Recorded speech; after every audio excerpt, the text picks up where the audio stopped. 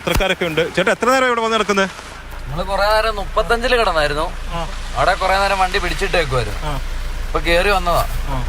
ഒരു 11:30-12 ആയപ്പോ വന്നതാ. കൊറേ നേരമായിട്ട് താഴെ കിടക്കുവായിരുന്നു. പാമനാറ് ലോഡുമായിട്ട് പോണ്ട. രാവിലെ മണ്ണിടിഞ്ഞോണ്ട് ഇപ്പളാ പോകുന്നത്. രാവിലെ എത്താണ്ട് ലോഡാ. പച്ചക്കറി ഇതിലേക്കൂടെ രാത്രി തിരിച്ചു വരരുതെന്നാ പറഞ്ഞേക്കുന്നേ. രാത്രിക്ക് മുമ്പായിട്ട് ഇറങ്ങണം. തിരിച്ചാണ് നമ്മൾ മുണ്ടക്കയോ കട. സ്ഥിരം വരുന്ന റിസ്ക് ആണ് സ്ഥിരം. ഇതുവഴി ലോഡുമായിട്ട് പോകുന്ന ആൾക്കാരൊക്കെ തന്നെയാണ്. അപ്പോൾ അവർ പറയുന്നത് ഇത് റിസ്ക് ആണ്, പക്ഷേ ജീവനോപാധിയാണ്, അതുകൊണ്ടാണ് അവർ പോകുന്നത്. എന്തായാലും ഇവിടെ ഒരു ഭീഷണി നിലനിൽക്കുന്നുണ്ട്. മണ്ണിടിച്ചിൽ, ഉരുൾപൊട്ടൽ ഭീഷണി നിലനിൽക്കുന്ന മേഖലയാണ്. ഇതിൽ ഏറ്റവും കൂടുതൽ പ്രശ്നമായിട്ട് പറയുന്നത് വന്ന് പെട്ടുപോയി കഴിഞ്ഞാൽ ഇവിടെ ഈ താമസമൊന്നുമില്ല, കടകളൊന്നുമില്ല അല്ലേ? ഇവിടെ കടകളൊന്നുമില്ല എന്ന് വെച്ച് കഴിഞ്ഞാൽ നമ്മുടെ ഈ മുണ്ടക്കയം ടൗൺ കഴിഞ്ഞാൽ പിന്നെ നമുക്ക് ഭക്ഷണസാധനം സുലഭമായിട്ട് കിട്ടുന്നത് പറഞ്ഞാൽ കുട്ടിക്കാനം ആ ഭാഗങ്ങളിലൊക്കെ ഉള്ളൂ. ഇവിടുന്ന് ഒരു 12-13 കിലോമീറ്റർ ഏകദേശം ഉണ്ട്. അപ്പോൾ ഇതിൻ്റെ അകത്ത് നമ്മൾ പിന്നെ മറ്റ് കടകളോ മറ്റ് സംവിധാനങ്ങളോ ഈ പറയുന്ന വീടുകളോ ഒന്നുമില്ല. അപ്പോൾ എന്തെങ്കിലും ഒരു അടിയന്തര ആവശ്യം ഒരു വന്നു കഴിഞ്ഞു കഴിഞ്ഞാൽ നല്ല രീതിയിൽ പെട്ടുപോകും. അതായത് ഫോണിന് റേഞ്ച് ഇല്ലാത്ത ഒരു വിഷയമുണ്ട്. അതുകൂടാതെ ഫോൺ സ്വിച്ച് ഓഫ് ആയി പോയി കഴിഞ്ഞാൽ ഒന്ന് ചാർജ് ചെയ്യാനും മറ്റ് സംവിധാനങ്ങളൊന്നുമില്ല. ഇലക്ട്രിസിറ്റി പോയി. അതുപോലെ Helibaria water line house connection അത് മൊത്തം തകരാറായി കിടക്കുവാണ്. അപ്പം നിങ്ങൾക്ക് തന്നെ കാണാമല്ലോ, മൊത്തം അത് വാക്കുകൾ പറഞ്ഞാൽ തീരത്തില്ല. മൊത്തം തകിടം മറിഞ്ഞ് കിടക്കുകയാണ്.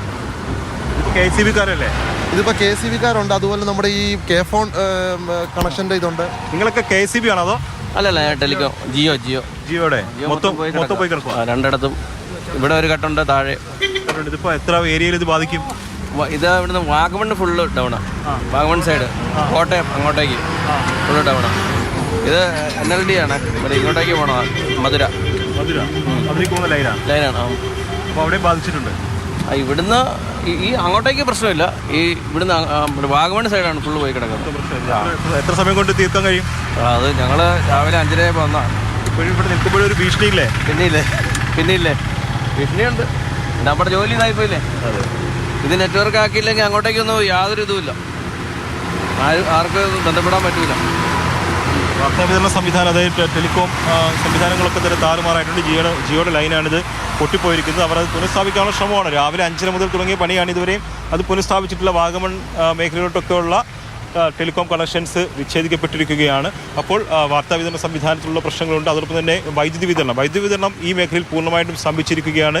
ഈ ഉരുൾപൊട്ടലിൽ വൈദ്യുതി കമ്പികൾ പൂർണ്ണമായിട്ടും പൊട്ടിപ്പോയിട്ടുണ്ട്. അതൊക്കെ പുനഃസ്ഥാപിക്കാനുള്ള ശ്രമങ്ങൾ നടന്നു വരികയാണ്. പ്രതികൂല കാലാവസ്ഥ ആ ശ്രമങ്ങൾക്ക് വിഘാതം സൃഷ്ടിക്കുന്നുണ്ട്. എന്തായാലും ഈ മേഖലയിലൂടെയുള്ള യാത്ര കഴിവതും ഒഴിവാക്കുക. അടിയന്തര ആവശ്യങ്ങളുണ്ടെങ്കിൽ മാത്രം, എമർജൻസി ആവശ്യങ്ങളുണ്ടെങ്കിൽ മാത്രമേ ആളുകൾ ഈ കൊട്ടാരക്കര ദിണ്ടുഗൽ ദേശീയപാത, പ്രത്യേകിച്ച് മുണ്ടക്കയം മുകളിലോട്ട് കുട്ടിക്കാനം വരെയുള്ള ആ മേഖലയിലേക്ക് പോകേണ്ടവർ യാത്രയ്ക്കായി തിരഞ്ഞെടുക്കാവൂ.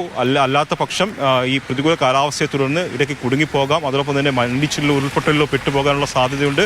അതുകൊണ്ട് തന്നെ വീണ്ടും ഈ പ്രദേശവാസികൾ ഉൾപ്പെടെയുള്ളവർ പറയുന്നത് ഇങ്ങോട്ടേക്ക് വരരുത്. കാരണം ഇതിനിടയിൽ കുമളിക്കും കുട്ടിക്കാനത്തിനും ഇടയിൽ പെട്ടുപോയി കഴിഞ്ഞാൽ സഹായിക്കാൻ പോലും ആരും ഉണ്ടാകില്ല.